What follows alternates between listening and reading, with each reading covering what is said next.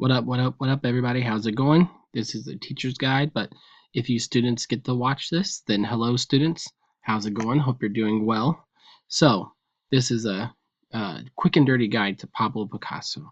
My goal is to knock this out in like 10 minutes, but is that going to happen? We'll see. Knock on wood, right? So, Pablo Picasso, born October 25th, 1881, in Malaga, Spain.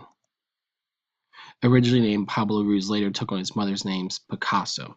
So that's actually a very poignant thing because with him taking on his mother's last name, Picasso, it's easier to remember. So Pablo Picasso is much easier to remember than Pablo Ruz. If it was Pablo Ruz, you may not have known him. Like, his name definitely helps him. You can't take that as like, a name won't make you famous, but doesn't hurt. So think of it as like superheroes. Peter Parker, Clark Kent, Reed Richards, these names rhyme. They do that for a reason. Bruce Banner. Um, so anyway, here's a picture of his mother. Here's a picture of his father that he actually painted. So his father was the master of pigeons, which isn't a very flattering thing to be called. As a writer, that would be like if you have like the greats like Shakespeare, but then you were called the greatest writer of obituaries. You never want that title. You never want that name. So, but what his father did do, he bred and trained the greatest artist ever. So his father was a professor, was a teacher of painting, and he obviously trained his son. Picasso, at a very young age, he's very precocious. His mother told him he was going to be great, so he was destined. At the age 16, Pablo Picasso was accepted into the Royal Academy of Fine Arts. Now, Picasso studied all the Spanish greats, right? So he studied Goya, Velázquez, all these greats, and they all went to a Royal Academy. So for him getting in at 16 is a very big deal, and quite amazing feat in itself. Here's some of his work from the time, which is insane. Like he's painting like a master already, that came before him at this time. So his father anticipated him going and being this great artist based upon, this classic academic form. And you could see just like how amazing these are. I'm speechless. When I first saw these, I said, "Whoa, Picasso made these," because we've come to know what Picasso how he paints. So seeing these tells another story, right? But his time there was short lived. He left the academy less than a year later. He's frustrated. He didn't like it. It wasn't for him. And what it was is that Picasso had desires to learn from experiences. Okay, so he went to France in 1900, um, and then he got enraptured in the nightlife. So think of like Moulin Rouge, music, clubs, um, women, absinthe, green fairies. But look how he applies as a painter. You can see where he was going. I mean, it's night and day. Oops, let's go back. Wrong way. So if we look here, I'm sure his father was appalled. He probably wanted to jump off a cliff when he saw his son doing paintings like this. But think about what Picasso is learning here. We see the back of this person's head. These women are looking for. This one's whispering in the ear, so there's dialogue and conversations going on. It's very inviting. And look, like the side of this table is available. It's very inviting for us. So it tells a narrative, right? Then in 1901, 1904, Picasso had his blue period. Now during this time, his friend Carlos died. He committed suicide based off of a relationship, and he suffered from depression, obviously, right? Well, so Picasso became depressed himself, and he started painting. He became an introvert, and what I mean by that is he was looking on the inside. So all of his paintings became monochromatic. As you can see, an old crone right here, like she's looking away from the viewer. Look at this, his posture. He's sitting in a dark corner. He's also looking away from the character. These paintings are not inviting. Do yourself a favor. Go to the Cleveland Museum of Art. This painting, they own it. It's a piece of art history, so it's very important that you check this out. This is actually his friend Carlos in the painting here. So let's move forward. 1904 to 1906, his Rose period.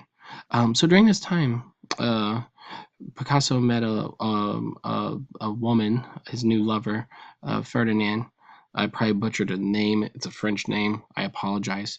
But he's looking back to a classical time period.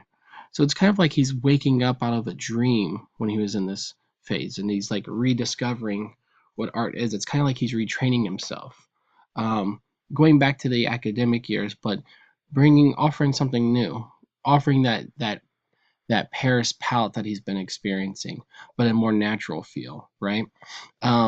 You'll see a lot of Harlequin circus performers and examples of classic painting. So they're pretty flat. The characters are. They also, some look away, some look at us. A lot of this work is very romantic. So, but this was a great period for Picasso, and furthermore, it's one of his most valuable painting series. They're sought after quite often.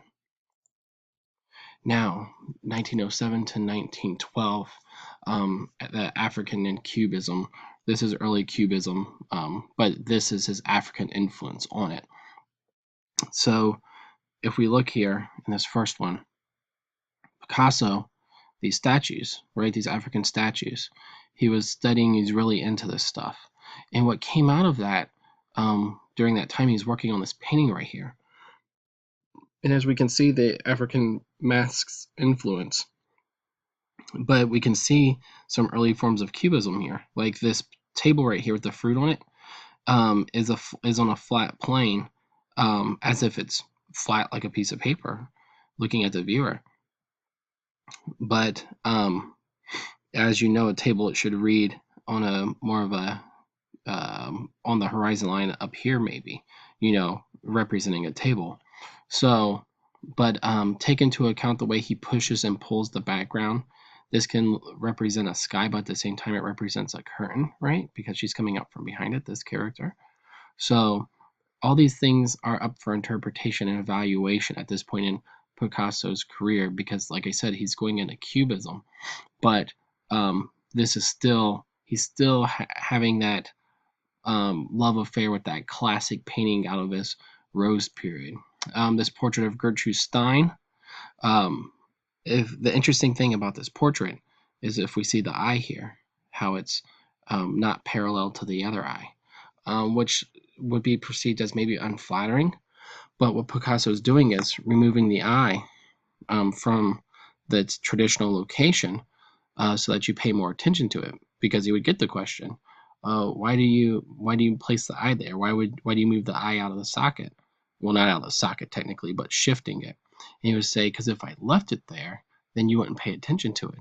So, like, you can just start to see how he perceives painting and how he's deconstructing it and reanalyzing it and constantly reintroducing notions, old ideas, new ideas.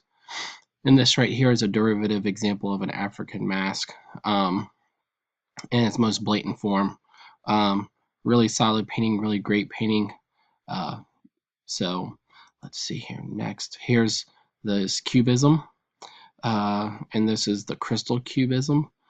So if we think about cubism, what cubism is, if you need like a definition or a term, it's the idea of seeing multiple planes, multiple periods of time, and it being represented in a single image, a two-dimensional.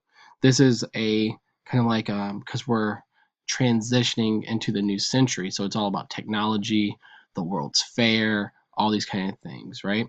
And as a painter, this is threatening, because you have like photography, you have trains, industry, these kind of things. So how as a painter can you be in the same dialogue? And by that is by creating cubism and being a part of that. So Picasso was able to bring that to the forefront and deliver in spades with it. So a great example would probably be in the first one, Woman with the Lute. So if we see her face, it's a very, I'll say, reduced form, but this can represent just the side of her face, this alone. And then with this right here, it creates a full dimensional face. So it's reading two different periods of time, kind of like motion, but it's also capturing the expression, but removing the obvious symbols, such as a smile, right? So let's go to the next one. So 1937, World War II, Guernica. Guernica is a city in Spain, and Picasso read it in the paper that it was bombed.